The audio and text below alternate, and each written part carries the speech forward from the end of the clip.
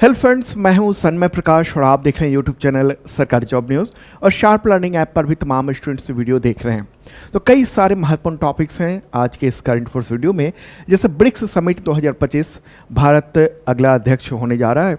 तो इस दौरान क्या क्या डिसीजन हुए हैं ब्राज़ील में, डी डॉलराइजेशन पर क्या हुआ, पूरी दुनिया में बहुत चर्चा रही। ट्रंप बहुत खफा रहे कि कोई ब्रिक्स मुद्रा लेकर आ रहे हैं, लेकिन भारत जो है ना इसमें एक अलग प्रभाव में रहा है, अलग रूप में रहा है।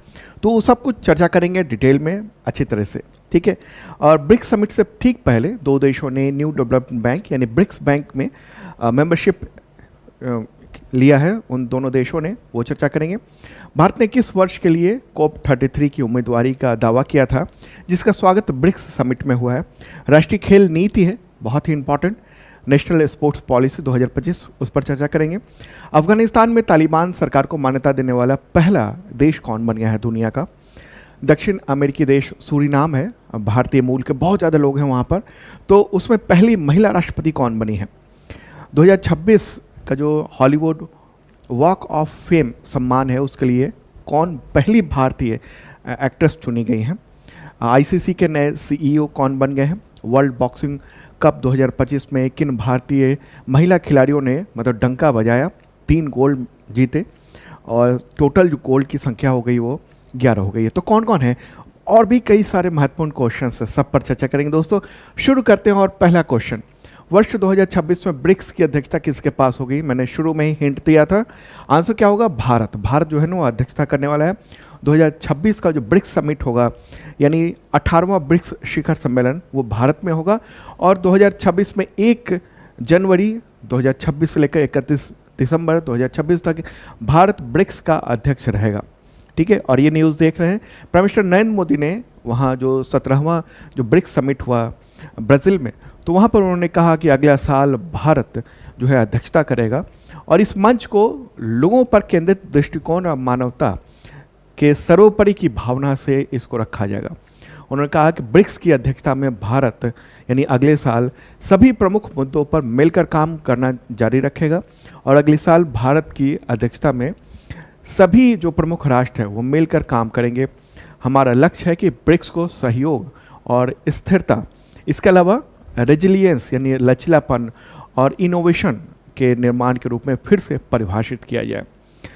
उन्होंने कहा कि जिस तरीके से G20 की अध्यक्षता भारत ने की थी 2023 में और जिस तरह से समावेशिता लाई गई थी और जो ग्लोबल साउथ की जो चिंता है, ग्लोबल साउथ का मतलब जो उभरती हुई या जो डेवलपिंग कंट्री है ना, उन सब की बात हुई, तो उनकी जो चिंता है, उनके एजेंडे हैं, जिस तरीके से उनको G20 में आगे रखा गया था, उसी तरीके से ब्रिक्स की अध्यक्षता के दौरान भारत जो है ना वो पूरा मंच होगा ऐसा जो कि जन केंद्रित दृष्टिकोण और मानव पहले की भावना के साथ आगे हम बढ़ेंगे। तो ये जो ब्रिक्स समिट थी उसका आप वीडियो भी देख रहे हैं, उस दौरान का तमाम राष्ट्राध्यक्षों के साथ प्राइम मिनिस्टर नरेंद्र मोदी वहाँ पहुँचे थे। अब हम लोग आगे बढ़ते हैं और अगला जो क्वेश्चन लेते हैं उसके साथ हम बात करेंगे कि क्या क्या चीज़ें हुई हैं, ठीक है। काफ़ी इंपॉर्टेंट है ये टॉपिक। तो क्वेश्चन यहाँ से लेते हैं। सबको पता है कि ब्राज़ील में हुआ था। क्वेश्चन ये लेते हैं कि थीम क्या थी। कई बार सवाल आ जाते हैं एग्जामिनेशंस में कि आखिर थीम क्या थी इस बड़े इवेंट की। तो प्रश्न यही है, ब्राज़ील में आयोजित हुए ब्रिक्स समिट की थीम बताएं, जो 17वां ब्रिक्स समिट था। आंसर क्या होगा, ये ए वाला, ए आंसर होगा। अधिक समावेशी और टिकाऊ शासन के लिए वैश्विक दक्षिण सहयोग को मजबूत करना, ठीक है। और उसमें प्राइम मिनिस्टर नरेंद्र मोदी ने काफ़ी चीज़ें कही हैं। एक बार थीम को अंग्रेजी में भी आप देख लीजिए, ठीक है। क्या है अंग्रेजी में, क्या कहेंगे, strengthening global south cooperation for a more inclusive and sustainable governance, ठीक है। ग्लोबल साउथ यानी वैश्विक दक्षिण। कई बार ये पूछा जा सकता है इसका आशय क्या है। इसका आशय है जो डेवलपिंग कंट्री है, जो उभरती हुई जो अर्थव्यवस्थाएं हैं, उन सब के बारे में चर्चा हो रही है, ठीक है। तो ये जो शिखर सम्मेलन है वो कौन सा हुआ था, 17वां। कब से कब तक हुआ, 6 और 7 जुलाई। वैसे तो कह सकते हैं 5 से 7 जुलाई, लेकिन मूल तौर पर 6 और 7 जुलाई था। कहाँ पर आयोजित किया गया था, रियो डी जेनेरियो, ब्राज़ील में, ठीक है। कहाँ पर, ब्राज़ील का काफ़ी पॉपुलर एक शहर है रियो डी जेनेरियो वहीं पर आयोजित हुआ। जो प्रमुख घोषणाएं थी वो क्या क्या थी? तो जलवायु वित्त पर ब्रिक्स नेताओं की रूपरेखा घोषणा, यानी जो क्लाइमेट फाइनेंस है उसको लेकर। ओके, उसका मतलब क्या हुआ? उसका मतलब ये हुआ कि जो क्लाइमेट चेंज हो रहा है उसको मतलब ठीक रखने के लिए, यानी जो धरती गर्म हो रही है तो उसको गर्मी से ज़्यादा गर्म ना हो, इसके लिए जो पेरिस जलवायु समझौता है, कोप जो आयोजन होता है हर साल, जलवायु को लेकर सम्मेलन होता है, तो उसमें जो बहुत सारे डिसीजन हुए हैं, जैसे कार्बन क्रेडिट है, इस तरह की चीज़ें, तो उसको कैसे आगे बढ़ाया जाए। ठीक है, इसके अलावा क्या, आर्टिफिशियल इंटेलिजेंस यानी एआई का वैश्विक शासन पर वक्तव्य। मतलब एआई जो है ना वो किसी एक देश के वो कठपुतली ना रहे, बल्कि पूरी दुनिया जो है ना उसमें उसकी समान भागीदारिता रहे, ये भी चर्चा हुई वहाँ पर। देखिए एआई ये इम्पॉर्टेंट इसलिए भी है क्योंकि आज अगर आप एआई को देखेंगे ना, ज़्यादातर जो है ना वो पश्चिम यानी अमेरिका द्वारा विकसित है। एक ही है जो कि चीन के द्वारा विकसित है, एआई का जो एलएलएम है वो। ठीक है, तो वो क्या है ना, पश्चिम अमेरिका का आप जैसे ग्रोक है। ठीक है, इसके अलावा चैट जीपीटी है। अगर आप सवाल पूछेंगे ना दुनिया के परिप्रेक्ष्य में, तो वो पूरा का पूरा उसका दृष्टिकोण अमेरिकी दृष्टिकोण रहता है, वो निष्पक्ष हो ही नहीं सकता है। जैसे ही आप अमेरिका के किसी विरोधी खेमे के देश के बारे में सवाल पूछेंगे चैट जीपीटी से, उससे, तो वो क्या करने लगता है, वो अमेरिकी जो नीति है वो बताने लगता है। जैसे पुतिन को बिल्कुल हिटलर के समान इस तरह से तुलना करने लगता है। तो इस तरह की चीज़ें हैं। तो इसका मतलब ये हुआ कि वैश्विक जो चीज़ें हैं ना, तारतम्यता है एआई को लेकर, वो होनी चाहिए। और अगली जो प्रमुख घोषणा है वो क्या है, सामाजिक रूप से निर्धारित रोगों के उन्मूलन के लिए ब्रिक्स साझेदारी का शुभारंभ। यानी जो बहुत सारे रोग हैं उन सब के उन्मूलन के लिए सब लोग मिलजुल कर काम करें। और एक और बात प्राइम मिनिस्टर नरेंद्र मोदी ने इस दौरान कही कि जो बीमारी है ना, या जो रोग हैं या वायरस है, वो न तो वीज़ा लेकर आता है, न ही उसको पासपोर्ट की ज़रूरत होती है, तो वो कहीं भी पहुंच सकता है। इसलिए सभी देशों को मिलजुल कर रोगों के उन्मूलन के लिए साझेदारी करनी चाहिए और वो करना चाहिए। ठीक है, घोषणाएं कई सारी थी, महत्वपूर्ण ये सारी घोषणाएं जो थी वो रही हैं। अब सवाल यहाँ पर होगा कि भारत कहाँ रहा है इसमें, और भारत के रणनीतिक लाभ अगर हम देखेंगे तो ये 17वें ब्रिक्स समिट के दौरान, तो ब्रिक्स एजेंडे को आकार देना, डीडॉलराइजेशन पूरे तरीके से नहीं, लेकिन कुछ आंशिक तौर पर, उसके बारे में हम बताएंगे आगे। जलवायु वित्त यानी जो मैंने अभी चर्चा की, डिजिटल शासन, एआई शासन को लेकर, वैश्विक संस्थागत सुधार दुनिया में, जैसे कि वैश्विक संस्थागत सुधार का मतलब हो गया कि जो यूनाइटेड नेशंस है उसमें सुधार, इसके अलावा उसके सिक्योरिटी काउंसिल में सुधार, ये सब चीज़ें, इन सब की आवाज़ बन के भारत उभरा है। ब्रिक्स पेमेंट और राष्ट्रीय पेमेंट मुद्रा जो निपटान है, यानी ब्रिक्स देशों के बीच में आपस में जो पेमेंट होता है उस पर चर्चा की गई। हालांकि एक साझा ब्रिक्स मुद्रा की संभावना को खारिज कर दिया गया है फिलहाल। ठीक है, क्यों खारिज कर दिया गया? बड़ी चर्चा की थी कि ब्रिक्स की अपनी एक मुद्रा हो सकती है, जैसे कि जो तमाम यूरोपीय देश हैं उनकी एक मुद्रा है यूरो, इस तरीके से। लेकिन उस क्या हुआ ये है, इसमें अगर हम बात करेंगे, इसको समझने की ज़रूरत है। थोड़ा डिटेल में बता रहा हूँ क्योंकि एक बार आप सुन लेंगे ना तो बिल्कुल समझ में आ जाएगा पूरा ब्रिक्स का जो ये समिट है, और अंतर्राष्ट्रीय स्तर पर जो कूटनीति चल रही है, जो राजनीति चल रही है, उसको समझ लेंगे। देखिए हुआ ये कि ब्रिक्स जो है ना, तमाम देश, भारत भी ये चाहता था कि एक मुद्रा ऐसी हो जो कि आपस में, ब्रिक्स के तमाम देश, अब तो 10 मेंबर कंट्री हो गए हैं, तो तमाम जो देश हैं वो सब मिलजुल कर आपस में उसी मुद्रा से वो करें। लेकिन इस दौरान क्या हुआ, ब्रिक्स में चीन की जो न भूमिका बहुत ज़्यादा बढ़ी है।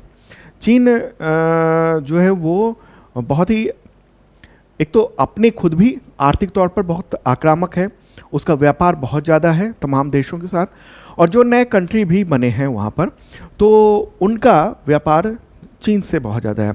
और जब रूस पर डॉलर का प्रतिबंध लगाया अमेरिका ने, उसके बाद से हम लोग देख रहे हैं, शुरू में तो कोशिश हुई थी कि रूस के साथ हम रुपए में कारोबार करें, लेकिन फिर उसने कहा कि भाई हमारे पास तो मतलब बहुत सारे रुपए पड़े हुए हैं, हम उसका इस्तेमाल नहीं कर पा रहे हैं क्योंकि दूसरा देश नहीं ले रहे हैं। तो फिर अब नतीजा ये है कि इस वक्त रूस जो है ना, करीब अपने 90% जो व्यापार है वो चीन की मुद्रा उससे कर रहा है। तो चीन की मुद्रा से कर रहा है, और कोशिश ये कर रहा था कि ब्रिक्स देशों में चीन का जो प्रभुत्व है, चीन का जो मुद्रा का, युआन का जो प्रभुत्व है वो बढ़े, उसके द्वारा आपस में व्यापार हो। तो फिर भारत के लिए तो फायदा का सौदा नहीं हुआ ना, हम डॉलर से कर रहे हैं व्यापार, और डॉलर को छोड़ के हम चीन की मुद्रा युआन ले आए। तो ये कोशिश थी चीन की कि वो अपनी मुद्रा को ज़्यादा जोर दे कि आपस में चलाए, ठीक है। तो इसलिए ब्रिक्स मुद्रा वाला जो मामला है वो भी जो है झटका खाया है। एक और बात हुई है कि डोनाल्ड ट्रंप जो है ना, उन्होंने बयान जारी कर दिया और कह दिया कि जो भी देश डॉलर को या अमेरिका को के विरोध में अगर कोई कार्रवाई करेंगे, और ख़ास तौर पर जो ब्रिक्स के देश हैं वो अगर कार्रवाई करेंगे, तो उन सब पर 10% का एक्स्ट्रा टैरिफ लगाया जाएगा, और अगर इस तरह की और गतिविधि बढ़ती है तो 100% तक लगाया जाएगा। तो काफ़ी हलचल रही, और ब्रिक्स ने इसको लेकर बहुत ही चिंता जताई और कहा कि ऐसे बयान नहीं देने चाहिए। हालांकि नाम नहीं लिया गया ट्रंप का ना अमेरिका का, लेकिन ये चर्चा हुई है। बहुत ही महत्वपूर्ण ये सब बुनियादी बातें मैं बता रहा हूँ। आगे क्या है जो रणनीतिक चीज़ों के लाभ का है, एक तो ये रहा कि पेमेंट और ब्रिक्स मुद्रा में भारत ने एक तरह से जो चीन की जो हस्तक्षेप था कि युआन चले, उसको खारिज करने में बड़ी भूमिका निभाई है। ठीक है, चीन हमारा दोस्त नहीं है, ये तो महत्वपूर्ण बात रही। आगे क्या है अगला, तो बुनियादी ढांचे यानी इंफ्रास्ट्रक्चर, इसके अलावा जलवायु और सस्टेनेबल डेवलपमेंट जो है, उसमें जो निजी निवेश है उसको बढ़ाने के लिए न्यू डेवलपमेंट बैंक यानी ब्रिक्स बैंक जिसको कहते हैं, तो उसमें बहुपक्षीय गारंटी तंत्र को शुरू किया गया है। ये एक महत्वपूर्ण चीज़ भारत के प्रयास से हुई है। इसका मतलब समझ रहे होंगे बात कि न्यू डेवलपमेंट बैंक है ना, वो लोन देगा प्राइवेट सेक्टर को भी, और तमाम जो देश हैं वो मिलजुल कर उसकी गारंटी देंगे। ओके, तो ये तो हो गया, महत्वपूर्ण बात रही। और देखिए, ब्रिक्स एक बढ़ते हुए शक्ति के तौर पर उभरा है और नए सदस्य जुड़े हैं, टोटल 10 मेंबर हो गए हैं अब तो ब्रिक्स अब वैश्विक जनसंख्या का कितना परसेंट, 45% आबादी का प्रतिनिधित्व करता है, इतना बड़ी आबादी का। और दुनिया का जो जीडीपी है ना, यानी वैश्विक सकल घरेलू उत्पाद, उसमें 35% का योगदान करता है। तो इतना महत्वपूर्ण देशों का एक समूह है। तो ब्रिक्स मुद्रा को लेकर चर्चाएं हुई थी, लेकिन शुरुआती अटकल के बाद फिर ये कह दिया गया कि नहीं, हम डॉलर को लेकर कुछ वैसा नहीं कर रहे हैं, हाँ हम आपस में पेमेंट को लेकर कुछ चीज़ें कर रहे हैं। तो ब्रिक्स मुद्राओं पर कुछ चिंताएं भी हुई शुरुआती अटकलों के बावजूद, और अमेरिका काफ़ी उस पर आक्रामक रहा अभी बयानबाजी से। तो ये सब चीज़ें हुई। भारत ने एक कोशिश की कि युआन जो है ना, वो ब्रिक्स की मुद्रा या आपस में ज़्यादा चलने वाली मुद्रा ना बने, ये कोशिश ये रही है। ठीक है, तो ये एक इम्पॉर्टेंट बात है। अच्छा, एक और बात बताऊं, कई बार ये सवाल होते हैं कि ब्रिक्स समिट 2025 में कौन से राष्ट्राध्यक्ष नहीं पहुंचे, तो ये ध्यान रखिएगा, चीन के जो राष्ट्रपति हैं शी जिनपिंग वो नहीं पहुंचे थे, उसके बदले वहाँ के प्रीमियर पहुंचे थे, और रूस के राष्ट्रपति व्लादिमीर पुतिन वो भी नहीं पहुंचे थे 17वें शिखर सम्मेलन के दौरान। रूस के राष्ट्रपति तो इसलिए नहीं पहुंचे क्योंकि यूक्रेन के साथ युद्ध चल रहा है, उसमें व्यस्त हैं। चीन के राष्ट्रपति का मामला अभी तक नहीं आया, हो सकता है कुछ आंतरिक राजनीति की वजह से, यानी उस देश में उसकी वजह से शायद वो नहीं आया। ठीक है, तो ये एक इम्पॉर्टेंट बात हो गई। अच्छा, ये कहाँ पर आयोजित किया गया था, तो एक बार मैप के जरिए देख लेते हैं। प्यारा भारत है ये, और कहाँ चलेंगे, दक्षिणी अमेरिका महादेश की ओर चलेंगे। ठीक है, और वहीं पर है ब्राज़ील। ओके, ये दक्षिण अमेरिका ये महादेश है, और उसी में ये उसका सबसे बड़ा देश है ब्राज़ील। इसकी राजधानी क्या है, ब्रासीलिया। क्या है, ब्रासीलिया। ओके, और कहाँ पर ब्रिक्स समिट की आयोजित किया गया था अभी, तो रियो डी जेनेरियो। तो वहाँ पर राष्ट्रपति कौन है, लूला दा सिल्वा। मुद्रा यहाँ पर क्या चलती है, रियल। आधिकारिक और राष्ट्रीय भाषा क्या है, पुर्तगाली है, क्योंकि पुर्तगाल का बहुत शासन लंबे समय तक वहाँ रहा है। आबादी करीब 21 करोड़ के आसपास है। और इसके पड़ोसी देशों की बात करेंगे तो ये तो हो गया फ्रेंच गुयाना, ठीक है। ये है सूरीनाम, यहीं पर पहली राष्ट्रपति बनी है, महिला राष्ट्रपति बनी है पहली बार, तो उसके बारे में भी आगे हम प्रश्न लेंगे। ये है गुयाना, वेनेजुएला है, कोलंबिया है, ठीक है। ये है पेरू, ये बोलीविया है, ठीक है। ये है पराग्वे यहाँ पर, ओके। फिर इधर वाला अर्जेंटीना हो गया और ये वाला जो देश है वो उरुग्वे हो गया। तो इसके पड़ोसी देश ये सब हो गए, ओके। और अब ब्रिक्स के बारे में भी और चर्चा कर लें। ब्रिक्स के जो मेंबर कंट्री हैं वो ये सब है। मुख्यालय कहाँ है? शंघाई, चीन में है ब्रिक्स के मुख्यालय। स्थापना कब हुई थी? 2009 में। और ये 10 महत्वपूर्ण इमर्जिंग जो इकॉनमी है उसका संगठन है, ओके। और महत्वपूर्ण है। और भारत अब तक 3 बार इसकी अध्यक्षता कर चुका है, 2012, 2016, 2021 में, और 2026 में भी अध्यक्षता करने वाला है भारत। तो मेंबर कंट्री कौन कौन है? ब्राज़ील 2006 में बना, रशिया 2006 में, इंडिया 2006 में, और फिर चाइना जो है ना वो 2006 में बना मेंबर कंट्री। तो ये इसके संस्थापक सदस्य हैं, ओके। फिर साउथ अफ्रीका जुड़ा था 2011 में, फिर ईरान जुड़ा 2024 में, इजिप्ट भी 2024 में, इथियोपिया 2024 में जुड़ा, यूएई यानी यूनाइटेड अरब एमिरेट्स ये भी 2024 में जुड़ा, और इंडोनेशिया ये 2025 में यानी इस साल जुड़ा है। अच्छा, इसके भागीदार देश भी हैं, ये 10 भागीदार देश भी हैं। कौन कौन है? Belarus, Bolivia, Kazakhstan, Cuba, Nigeria, Malaysia, Thailand, Vietnam, Uganda, Uzbekistan. ये सब जो है ना वो क्या है? पार्टनर कंट्री हैं। ब्रिक्स के मेंबर ये हैं लेकिन पार्टनर ये भी है। तो कई बार सवाल होते हैं कि भाई आप पार्टनर कंट्री के नाम बताएं कि इनमें से कौन पार्टनर कंट्री है या इनमें से नहीं है, ठीक है। तो ये दोनों चीज़ तो याद रखना है, ये बहुत ज़्यादा महत्वपूर्ण है। ये सवाल आ सकते हैं, नया सदस्य कौन है, इसको लेकर तो अभी कई एग्जामिनेशंस में सवाल आए थे इंडोनेशिया के बारे में, तो ठीक है। चलिए आगे बढ़ते हैं और इसी से रिलेटेड कुछ और प्रश्न भी देखते हैं। 17वें ब्रिक्स शिखर सम्मेलन के मतलब उससे ठीक पहले किन 2 देशों ने न्यू डेवलपमेंट बैंक यानी एनडीबी की सदस्यता ग्रहण की है? कौन से 2 देश हैं? तो कोलंबिया और उज्बेकिस्तान है, ठीक है। और ये न्यूज़ भी आप देख रहे हैं। तो ब्रिक्स से एक दिन पहले ये दोनों देश जो ना उसने एनडीबी की सदस्यता ग्रहण कर ली है। और इससे ठीक पहले मई की बात है जब कौन? अल्जीरिया पूर्ण रूप से सदस्य बना था। तो 2 नए देश के शामिल होने के बाद एनडीबी यानी न्यू डेवलपमेंट बैंक, उसमें जो कुल सदस्य देशों की संख्या है वो बढ़कर 12 हो गई है, ठीक है। ये न्यू डेवलपमेंट बैंक है, इसको ब्रिक्स से सीधे नहीं कर देना कि ब्रिक्स के मेंबर कंट्रीज जो हैं वो वही होंगे, दूसरे देश भी हो सकते हैं, इसलिए हम यहाँ 12 देश देख रहे हैं। तो न्यू डेवलपमेंट इसका लोगो ये होता है। क्या है ये? इसकी स्थापना कब हुई थी? 2015 में की गई थी। ब्रिक्स के जो मूल 5 देश थे, ब्राज़ील, रूस, भारत, चीन और दक्षिण अफ्रीका, उसके द्वारा, और ये बहुपक्षीय विकास यानी मल्टी जो डायमेंशनल है तमाम देशों के साथ ये डेवलपमेंट बैंक है, जिसका उद्देश्य क्या है? ब्रिक्स और जो तमाम emerging markets and development countries हैं, डेवलपिंग कंट्रीज़ हैं, तो उनमें बुनियादी ढांचा यानी इंफ्रास्ट्रक्चर और सस्टेनेबल डेवलपमेंट की जो परियोजना है उन सब के लिए संसाधन जुटाना यानी फाइनेंस करना उनके लिए। इसके अध्यक्ष हैं अभी डिल्मा रूसेफ, मुख्यालय शंघाई चाइना में है। तो अब इन दोनों देशों यानी कोलंबिया और उज्बेकिस्तान, इन दोनों देशों को ना मैप के ज़रिए समझ लेते हैं।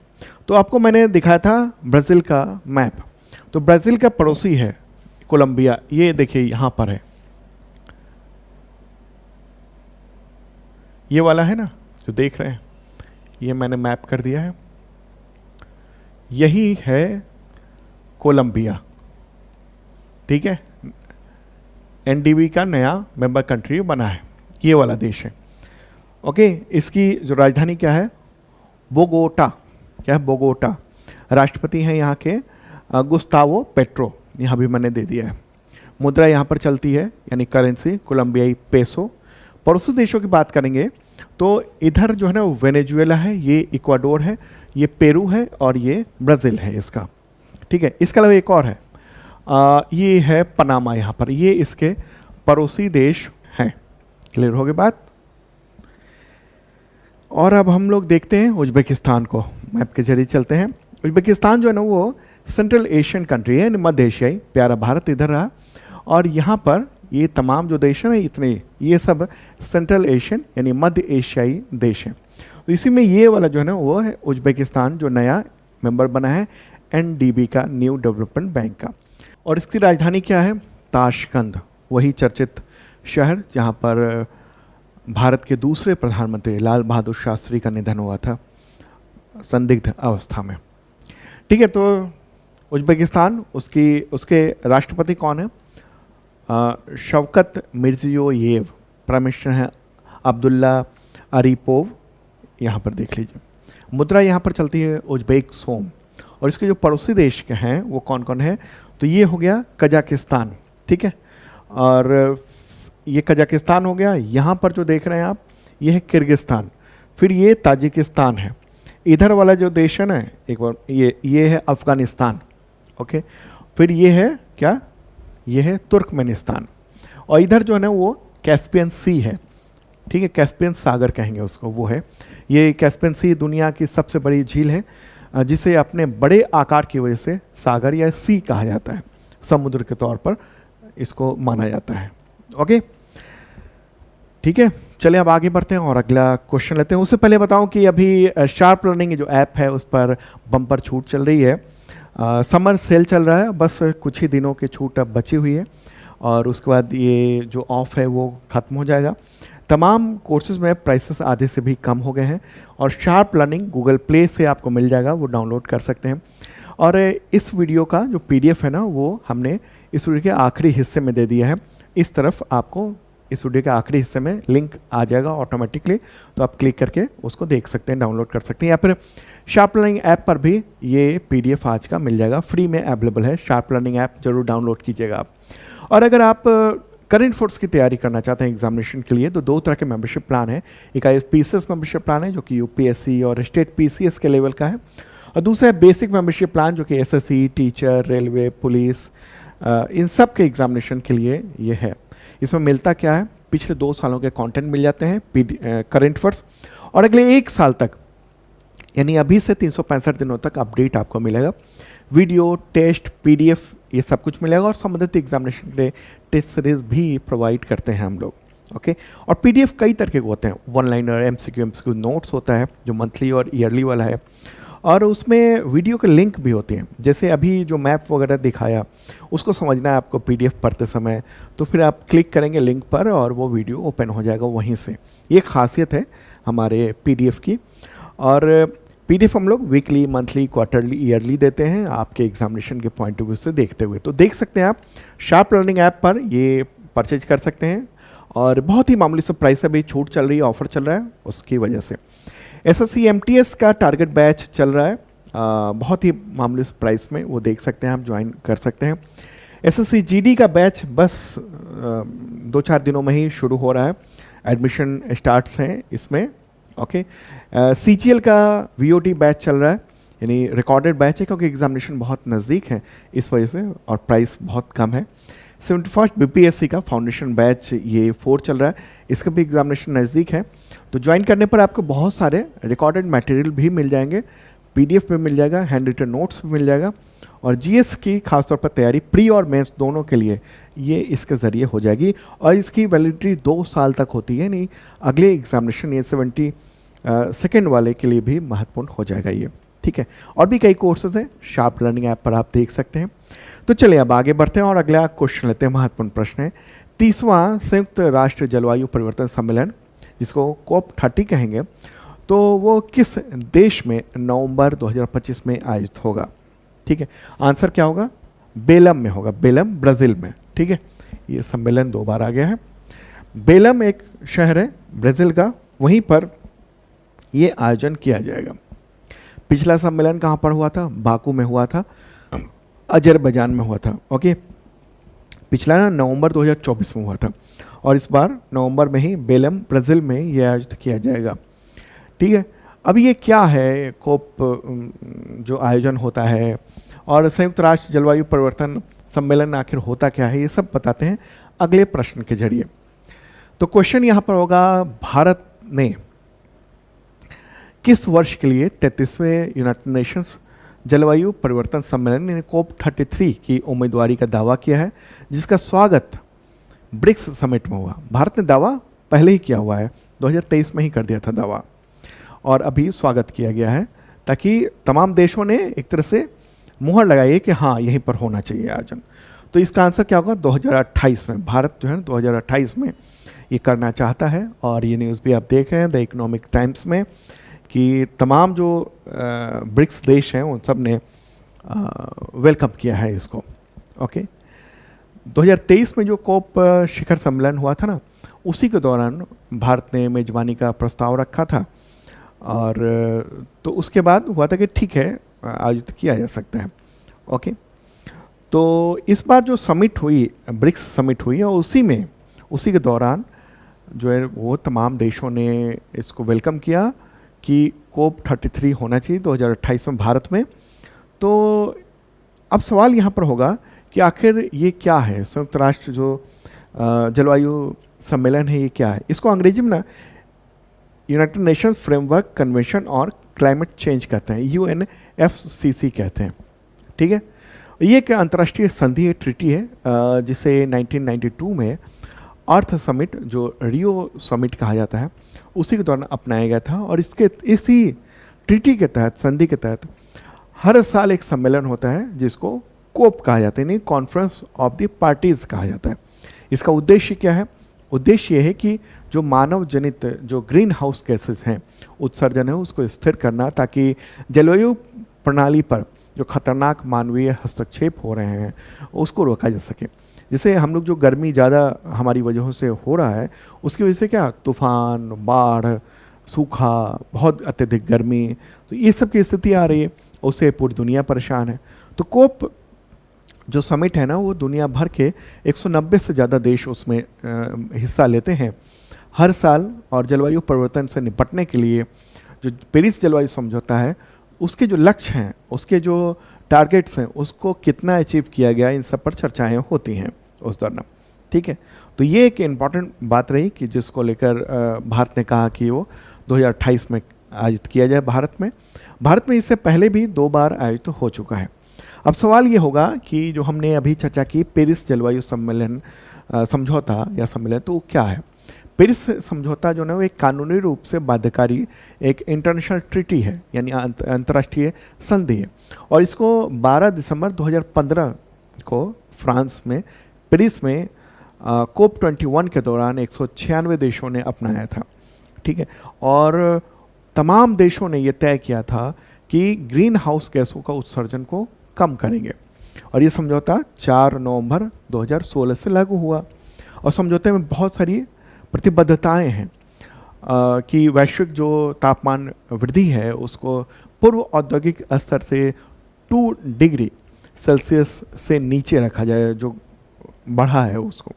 और एक और बात कि 1.5 डिग्री सेल्सियस तक तो सीमित रखने का प्रयास को आगे बढ़ाया जाएगा कि वो उतना तो रहे ही, और लक्ष्य होना चाहिए 2 डिग्री तक हम लोग उसको जो बढ़ा है उसको वो लाएं हम लोग, मतलब उसके ग्रोथ को जो है ना वो थोड़ा कम रखें।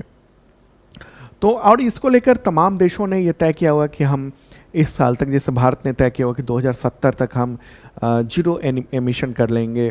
भारत का जो ग्रीन हाउस गैसेस का है वो जीरो एमिशन यानी नेट ज़ीरो, जो हमने कई बार बताया हुआ, उसका मतलब ये हुआ कि हम 2070 तक कोशिश ये करेंगे कि उतना ही पॉल्यूशन फैलाएं जितना कि हमारा जो पर्यावरण है, पेड़ पौधे हैं, वो उसको सोख सकते हैं। ठीक है, ताकि एक्स्ट्रा जो ग्रीन हाउस गैस है गर्मी उसकी वजह से न बढ़े, ये सब चीज़ें। और अगर हम बात करेंगे भारत की भूमिका क्या रही है UNFCCC में, यानी कोप में, यानी United Nations framework convention on climate change में, तो देखिए भारत ने राष्ट्रीय स्तर पर यह तय किया हुआ है कि 2030 तक अपने उत्सर्जन की जो तीव्रता है उसमें कमी करेंगे, जो ग्रीन एनर्जी है उसको बढ़ाएंगे। और मैंने अभी कुछ दिन पहले ही के करंट अफेयर्स में बताया था कि भारत जो है ना वो अब लगभग 50% जो ऊर्जा है, यानी जो विद्युत ऊर्जा है, इलेक्ट्रिसिटी है, उसका उत्पादन करने जा रहा है ये रिन्यूएबल एनर्जी से। ठीक है, अभी 48-49% के आसपास पहुंच गया है। तो भारत बहुत तेज़ी से ग्रीन एनर्जी की ओर बढ़ रहा है। भारत ने अंतर्राष्ट्रीय सौर गठबंधन यानी ISA, इंटरनेशनल सोलर अलायंस जैसे पहल की अगुवाई की है और 2070 तक नेट ज़ीरो का भी लक्ष्य भारत ने रखा हुआ है। तो एक महत्वपूर्ण बात रही जो कि क्लाइमेट चेंज से भी रिलेटेड आपने चीज़ों को समझा, क्योंकि एग्जामिनेशंस में ना ये क्लाइमेट से रिलेटेड प्रश्न अक्सर अब पूछे जाने लगे हैं ज़्यादातर। चलिए आगे बढ़ते हैं और अगला क्वेश्चन लेंगे। अफगानिस्तान में तालिबान सरकार को आधिकारिक मान्यता देने वाला दुनिया का पहला देश कौन बन गया? आंसर का रशिया, रूस। और ये न्यूज़ भी आप देख रहे हैं। ओके, तो अफगानिस्तान में तालिबान की सरकार है, उसको अब पहली बार आधिकारिक मान्यता मिली है। 3 जुलाई को अभी 2025 में ही रूस के जो राजदूत हैं दिमित्री झिरनोव, तो उन्होंने तालिबान के जो विदेश मंत्री हैं, उनका नाम है ये फोटोग्राफ नहीं है यहाँ पर, अच्छा चलिए कोई बात नहीं। तो ये है कि वहाँ के तालिबान के जो विदेश मंत्री हैं आमिर खान मुत्ताकी, उनके बीच में काबुल में मीटिंग हुई और फिर उसको आधिकारिक तौर पर मान्यता दे दी गई है। देखिए अगर आप पूछेंगे कि भारत ने क्या मान्यता दी हुई है, देखिए भारत ने अभी तक औपचारिक घोषणा नहीं की हुई है, भारत, अमेरिका, बहुत सारे देशों ने, लेकिन हमारा डिप्लोमेटिक कनेक्शन ज़रूर है, बातचीत होती रहती है। हमारे विदेश मंत्री ने भी उनके विदेश मंत्री से यानी अफ़गानिस्तान के विदेश मंत्री से टेलीफोनिक टॉक की थी, बातचीत की थी, लेकिन अभी तक आधिकारिक मान्यता नहीं दी गई है और वो अफ़गानिस्तान ये दुनिया से मांग करता रहा है कि उसको आधिकारिक मान्यता दी जाए। ओके, आपको पता है कि 2021 से ही तालिबान का कब्जा है वहाँ पर। एक बार अफ़गानिस्तान को मैप के ज़रिए भी देख लेते हैं। प्यारा भारत है अपना और हमारा पड़ोसी देश है ये अफ़गानिस्तान, जिसकी सीमा ये लद्दाख वाला जो इलाका है वहाँ से मिलती है। ठीक है, ये लद्दाख है, इसी से मिलती है ये सीमा अफ़गानिस्तान की। तो 15 अगस्त 2021 को अमेरिका और नाटो की जो सेना है वो अफ़गानिस्तान उसने छोड़ दिया था और उसके बाद से तालिबान ने वहाँ पर कब्जा किया, मतलब तालिबान के प्रेशर में ही छोड़ा था। और तब से तालिबान कह रहा था, उस वक्त शुरू में तो कहा था कि हम लिबरल शासन चलाएंगे, लेकिन बाद में उसने शरिया कानून लागू कर दिया। महिलाओं को लेकर बहुत सारे कठोर नियम वगैरह जो शरिया हैं वो सब लागू कर दिए गए हैं। हालांकि अभी कुछ दिन पहले ही यूनाइटेड नेशंस में प्रस्ताव भी आया था कि वहाँ पर जो महिलाओं के लिए राहत दी जाए, इसके लिए वोटिंग हुई थी, तो भारत उससे अनुपस्थित रहा था उस दौरान। ठीक है, तो कई देश जो है ना वो तालिबान सरकार के साथ रिश्ता रखे हुए हैं, भारत ने भी रखा हुआ है, लेकिन आधिकारिक मान्यता देने वाला पहला देश रशिया बन गया है। ठीक है, रूस के साथ अफ़गानिस्तान के या तालिबान के रिश्ते बहुत उतार चढ़ाव रहे हैं। ओके, बहुत ज़्यादा उतार चढ़ाव रहे हैं। देखिए वैसे तो तालिबान की स्थापना हुई थी 1994 में कंधार में, और वो शुरू में वो आतंकी गुट के तौर पर ही था। अभी तक भी बहुत सारे देश यही मानते हैं, लेकिन रूस ने जैसे आतंकी संगठन का जो दर्जा है वो ख़त्म कर दिया है कि आतंकी संगठन वो नहीं है। ओके, रूस जो है ना वो बात है 1979 की। उस वक्त सोवियत संघ था, उसके सैनिकों ने अफ़गानिस्तान में दखल दिया था। उसके बाद फिर अमेरिका ने वहाँ के जो कबायली थे उनको समर्थन दिया और फिर 1989 में सोवियत संघ को अपनी सेना वापस बुलानी पड़ गई थी।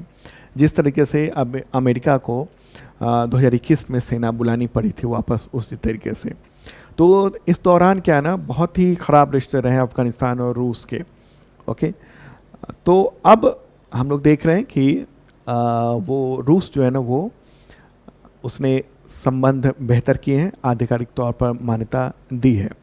ओके, अच्छा ये इम्पॉर्टेंट बात ये भी है कि रूस जो है ना क्यों उसको मान्यता दे रहा है। रूस में एक आतंकी संगठन है ISKP, Islamic state Khorasan province. ठीक है, वैसे तो कई देशों में वो सक्रिय है, लेकिन वो रूस में वो काफ़ी सक्रिय हो गया है। तो रूस ये चाहता है कि तालिबान उसको सपोर्ट ना करे, किसको, इस्लामिक स्टेट खोरसान प्रोविंस को। तो इसलिए भी वो रूस को दरकार है कि सहयोग रहे। ओके, तो ये महत्वपूर्ण बातें थी। चले अब आगे बढ़ते हैं और अगला क्वेश्चन लेते हैं। दक्षिणी अमेरिकी देश सूरीनाम में पहली महिला राष्ट्रपति कौन बनी है? आंसर क्या होगा? Jennifer Girlings Simons. ठीक है, और ये न्यूज़ भी आप देख रहे हैं कि सूरीनाम के पार्लियामेंट ने इलेक्ट किया है कंट्रीज फर्स्ट फीमेल प्रेसिडेंट। ठीक है, वहाँ पर इकोनॉमिक टर्मोइल चल रहा है, तनाव की स्थिति है आर्थिक तौर पर, उस बीच में एक महिला राष्ट्रपति वहाँ बनी है। जहाँ भी कभी कहीं पर पहली बार कोई राष्ट्रपति बना या कोई भी पहला हुआ, पहली हुई, तो महत्वपूर्ण हो जाता है एग्जामिनेशन के पॉइंट ऑफ व्यू से। और ये रहा फोटोग्राफ इनका, जो राष्ट्रपति बनी है जेनिफर गिरलिंग्स साइमंस। ठीक है, तो 71 ईयर की हैं और 16 जुलाई को वो शपथ ले रही हैं, नेशनल डेमोक्रेटिक पार्टी से जुड़ी हुई हैं। ओके, और देश जो है ना वो आर्थिक तौर पर थोड़ा सा तनाव में चल रहा है, भ्रष्टाचार बहुत है वहाँ पर, तो उस दौरान अब इनको चुना गया है। एक बार सूरीनाम को देख लेते हैं मैप के ज़रिए। प्यारा भारत है अपना, और चलेंगे कहाँ हम? दक्षिणी अमेरिका पे, और जहाँ पर ब्राज़ील था ना उसका पड़ोसी है ये। ब्राज़ील के बारे में जब मैंने बताया था उस वक्त भी आपको मैंने चर्चा की थी। ठीक है, तो ये है सूरीनाम। तो सूरीनाम में पहले राष्ट्रपति थे चंद्रिका प्रसाद संतोखी, भारतीय मूल के थे। तो उस दौरान माना जाता है कि भ्रष्टाचार बहुत फैल गया था और आर्थिक तंगी के तौर पर अभी सूरीनाम चल रहा है। ठीक है, चलिए अब आगे बढ़ते हैं और अगला क्वेश्चन लेंगे हम लोग। 2026 हॉलीवुड वॉक ऑफ फेम कार्यक्रम या सम्मान कहिए उसको, सम्मान के लिए चुनी जाने वाली पहली भारतीय अभिनेत्री एक्ट्रेस कौन है? दीपिका पादुकोण है, और ये न्यूज़ भी देख रहे हैं। तो ये एक सम्मान कहिए, एक आधिकारिक संगठन है हॉलीवुड चैम्बर ऑफ कॉमर्स, तो वही ये हॉलीवुड वॉक ऑफ फेम को मैनेज करता है, और उसी ने ये ऐलान कर दिया है। और तो एक इम्पॉर्टेंट है, ये हॉलीवुड वॉक ऑफ फेम जो है ना कैलिफोर्निया का एक फेमस टूरिस्ट लोकेशन है, और यहाँ पर मतलब इस एक लिस्ट है उन सब की, उसके बारे में तमाम actress, actor, singer, director, film makers, इन सब के बारे में वहाँ काफ़ी कुछ बताया जाता है। अब ये भी वहाँ पर शामिल हो गई हैं उसमें। ठीक है, तो पहली भारतीय। ओके, इससे पहले भारतीय मूल के एक एक्टर साबू दस्तगीर को इस सम्मान से नवाजा जा चुका है 1960 में। ठीक है, लेकिन अगर हम भारतीय की बात करेंगे तो वो पहली हो गई दीपिका पादुकोण। अगला क्वेश्चन, अंतर्राष्ट्रीय प्लास्टिक बैग मुक्त दिवस कब मनाया जाता है? तो 3 जुलाई को मनाया जाता है।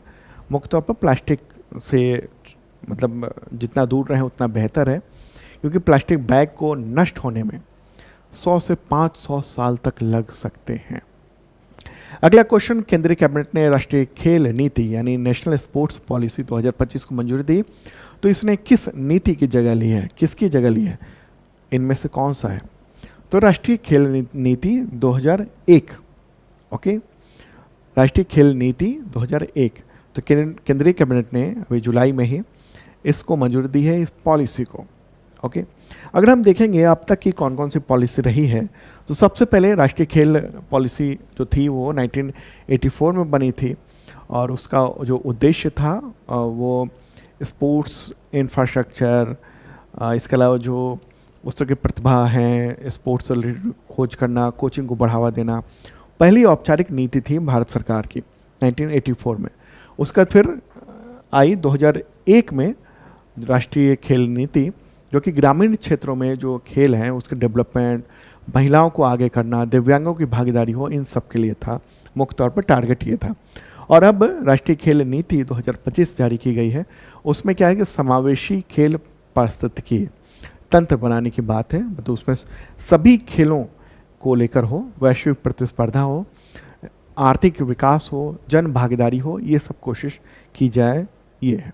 और राष्ट्रीय खेल नीति ऐसे समय में आई है जब भारत ने दावेदारी की हुई है कि 2036 में हम ओलंपिक करेंगे, मेजबानी करेंगे, तो उसकी भी तैयारी करनी है।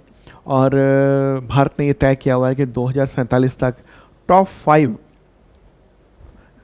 खेल राष्ट्र के रूप में उभरना है।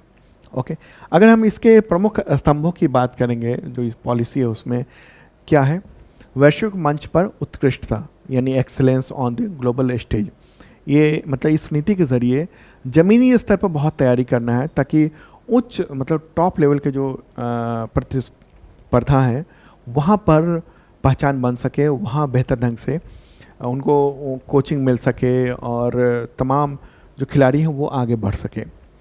दूसरा है आर्थिक विकास के लिए खेल, स्पोर्ट्स फॉर इकोनॉमिक डेवलपमेंट। खेल को इकोनॉमिक डेवलपमेंट से भी जोड़ा जा रहा है।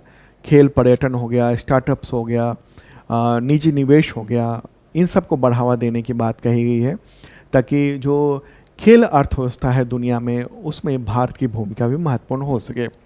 तीसरा क्या है स्तंभ, तो सामाजिक विकास के लिए खेल यानी स्पोर्ट्स फॉर सोशल डेवलपमेंट।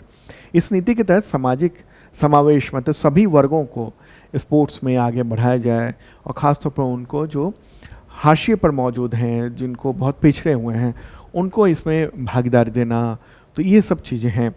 और क्या है, sports as a mass movement यानी जन आंदोलन के रूप में स्पोर्ट्स को बढ़ाया जाए। ठीक है, मतलब तमाम लोगों को इसमें शामिल किया जाए। ओके, सबको। इसके अलावा शिक्षा के साथ एकीकरण यानी इंटीग्रेशन विद एजुकेशन, खासतौर पर NEP 2020 जो है ना, जो एजुकेशन पॉलिसी है उसको लेकर, ठीक है, जो नेशनल एजुकेशन पॉलिसी 2020 उसके अनुरूप स्कूली जो खेल है उसमें स्पोर्ट्स को शामिल किया जाए, एकीकृत किया जाए और उसको आगे बढ़ाया जाए। तो ये सब चीज़ें हैं और उसके लिए पूरी रूपरेखा भी बनाई गई है कि निजी क्षेत्र की भागीदारी बढ़े, सरकारों की, स्कूलों की, खेल प्रशासन की पारदर्शिता हो, उनके जो स्पोर्ट्स की एक्टिविटी हैं वो बढ़े, इनोवेशन आए, टेक्नोलॉजी के ज़रिए इसकी निगरानी हो सके, AI को इसमें इस्तेमाल किया जाए, निगरानी की जाए। ठीक है, राज्यों के लिए मॉडल नीति बनाई जाए ताकि वहाँ डेवलपमेंट खेल के लेकर हो सके। तो ये है राष्ट्रीय खेल नीति जो कि इम्पॉर्टेंट है, काफ़ी कुछ मैंने बताया। PDF जो है ना वो इस वीडियो के आखिरी हिस्से में मेरे राइट साइड में अपने आप दिख जाएगा, तो वहाँ से आप डाउनलोड कर सकते हैं, सब कुछ दिया हुआ मैंने। चलिए आगे बढ़ते हैं। विश्व जूनोज दिवस कब मनाया था, वर्ल्ड जूनोज डे, तो आंसर होगा 6 जुलाई को। जूनोटिक रोग को लेकर है ये दिवस। जूनोटिक रोग डिजीज क्या होता है, जो मुख्य तौर पर जानवरों से इंसानों में फैलते हैं, जैसे रेबीज हो गया, एंथ्रेक्स हो गया, एवियन फ्लू हो गया, स्वाइन फ्लू हो गया, कोरोना वायरस भी संभवतः जूनोटिक मूल का ही ये था। ठीक है, तो ये मनाया जाता है क्योंकि इस तरीके से ही जो है ना फैलता है और फिर पेंडेमिक के रूप में हम लोग कोविड-19 जैसा हम लोग देखते हैं। अच्छा, इसी दिन को मनाता है 6 जुलाई को, क्योंकि 6 जुलाई 1885 को लुई पाश्चर ने रेबीज़ के खिलाफ पहला सफल टीका का प्रयोग किया था एक लड़के पर, और सफल रहा था और ऐतिहासिक घटना थी। और उसी के बाद से ये उसी को लेकर, उसी डेट के लिए को लेकर ये वर्ल्ड जूनोज डे मनाया जाता है। अगला क्वेश्चन, वैश्विक क्षमा दिवस कब मनाया जाता है, तो उसका आंसर होगा 7 जुलाई को वैश्विक क्षमा दिवस मनाया जाता है ताकि रिश्ते बेहतर हो सके।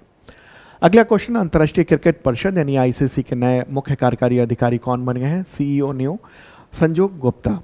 ठीक है, संजोग गुप्ता बन गए हैं। 7 जुलाई को उनको नया CEO अपॉइंट कर दिया गया है ICC के द्वारा।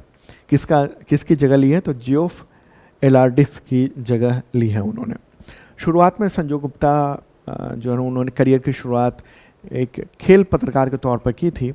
बाद में फिर वो टॉप पोजीशन पे पहुँचे और फिर एडमिनिस्ट्रेशन में भी वो शामिल हुए। ठीक है, तो अलग अलग स्पोर्ट्स के जो एडमिनिस्ट्रेशन है, अलग अलग कंपनियों के जो एडमिनिस्ट्रेशन है उसमें शामिल हुए और अब CEO बन गए हैं ICC के। अगला क्वेश्चन, मशहूर अरबपति और टेक्नोलॉजीज़ उद्यमी जो है ना वो एलन मस्क, तो उन्होंने किस नाम से नई राजनीतिक पार्टी की घोषणा की है जो पूरी दुनिया में चर्चा में रही है। आंसर क्या होगा, अमेरिका पार्टी। ठीक है, क्या नाम है, अमेरिका पार्टी। तो जुलाई में ही इन्होंने इसका ऐलान किया और कहा कि अब वो पार्टी बना रहे हैं। उनका ये कहना है कि अमेरिका में जो 2 पार्टी सिस्टम है, 2 दलीय व्यवस्था बनी हुई है, तो उसका एक विकल्प बने। ठीक है, रिपब्लिक रिपब्लिकन और डेमोक्रेट्स। तो ये दो तरह के दल हैं प्रमुख रूप से, और उन्हीं को लेकर पूरा चुनाव में व्यवस्था होती है। और भी हैं दल, लेकिन वो उतने सक्रिय नहीं है, उतने प्रभावी नहीं है कि वो आगे आ सकें। तो दो दल ही बने हुए हैं, ठीक है, डेमोक्रेट और रिपब्लिकन। तो ये दोनों हैं। तो ऐसे में अब तीसरी पार्टी यानी अमेरिका पार्टी शुरू करने की ऐलान कर दिया है। और जो डोनाल्ड ट्रंप है ना, उनसे तो बड़ा प्यार था पहले, लेकिन अब अलगाव हुआ है, और अलगाव के बाद ही उन्होंने अमेरिका पार्टी का ऐलान कर दिया है, ठीक है। ट्रंप जो है वो एक सॉरी ये एलन मस्क जो है ना, वो ट्रंप के एक कदम से बहुत खफा है, और वो है बिग ब्यूटीफुल बिल। क्या है बिग ब्यूटीफुल बिल? कई बार हो सकता है पूछा जाए कि बिग ब्यूटीफुल बिल का संदर्भ कहाँ, किस देश से है? तो अमेरिका से। बिग ब्यूटीफुल बिल में ना वो पूरे बजट को रिकन्सिलिएशन किया गया है, रिकन्सिलिएट किया गया है, और मतलब बहुत ही बड़ा है, करीब 1000 पन्ने का है। और इसमें क्या है कि जो टैक्स की कटौती वगैरह की गई है, मिलिट्री, बॉर्डर सिक्योरिटी, इन सब पर बड़े पैमाने पर खर्च बढ़ाए जा रहे हैं। इसके अलावा जो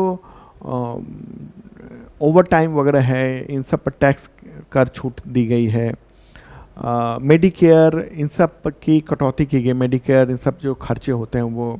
इसके अलावा जो सब्सिडी दी जाती है जैसे बड़ी बड़ी कंपनियों को, ट्रंप की भी कंपनियों को, उन सब पे कटौती की गई है। तो उसकी वजह से जो है ना वो एलन मस्क के जो बहुत सारे योजना है उस पर सब्सिडी मिलती है सरकार को, जैसे स्टारलिंक प्रोजेक्ट है, बैटरी वाले जो वाहन हैं इनके, उस पर है। तो उस पर टैक्स की जो छूट है, इसके अलावा सब्सिडी है, वो सब कम कर रहे हैं। इसकी वजह से मस्क जो है ना वो नाराज थे ट्रंप से, और नई पार्टी बना ली है। अगला क्वेश्चन होगा, अस्ताना में आयोजित वर्ल्ड बॉक्सिंग कप 2025 में किन भारतीय महिला खिलाड़ियों ने 3 गोल्ड जीते, जिससे कुल मेडल की संख्या हो गई है 11? आंसर क्या होगा? साक्षी, जैस्मिन लेम्बोरिया और नूपुर, ये तीनों हैं। तो कजाकिस्तान की राजधानी अस्ताना में ये वर्ल्ड बॉक्सिंग कप हुआ था 2025 का, और शानदार रहा कि 3 गोल्ड और तीनों महिलाओं ने ही जीत लिए। और ये पूरी विजेताओं की लिस्ट आप देख रहे हैं, ठीक है। तो साक्षी हैं, महिला 54 किलोग्राम में गोल्ड मेडल जीता। जैस्मिन लेम्बोरिया महिला 57 किलोग्राम में गोल्ड मेडल जीता। नूपुर ने महिला 80+ किलोग्राम में वेट कैटेगरी में ये गोल्ड मेडल जीता है। फिर रजत पदक की बात करेंगे, यानी सिल्वर तो मीनाक्षी, पूजा रानी, अभिनाश जामवाल, हितेश गुलिया, जुगनू, इन सब ने ये सिल्वर जीता है। और ब्रॉन्ज में जीता है संजू, निखिल दुबे और नरेंद्र बेरवाल ने, ठीक है। तो एक इम्पॉर्टेंट बात रही, कई बार, अच्छा इन सब के नाम आप ध्यान रखिएगा, क्योंकि जो कई बार पूछे जाते हैं ना एग्जामिनेशन में कि ये खिलाड़ी किस खेल से हैं, जैसे पूछ दिया जाएगा कि जैस्मिन लेम्बोरिया किस खेल से हैं, तो आपको बताना होगा कि ये बॉक्सिंग से हैं, ठीक है। तो ऐसे कैसे ये सवाल कहाँ से पूछे जाते हैं? ऐसा नहीं कि पूरी लिस्ट आप बना लें, वरना तो लिस्ट में तो फिर तो हजारों खिलाड़ी हैं। तो जो जीतते हैं ना, जो विजेता हो रहे हैं, जो गोल्ड मेडल जीत रहा है, सिल्वर मेडल जीत रहा है, तो उन सब के बारे में आपको ख्याल रखना है कि ये किस खेल से हैं। इसी तरीके से एग्जामिनेशंस में सवाल पूछे जाते हैं, ठीक है। तो दोस्तों ये था इंपॉर्टेंट करंट अफेयर्स आप सबके एग्जामिनेशंस के लिए।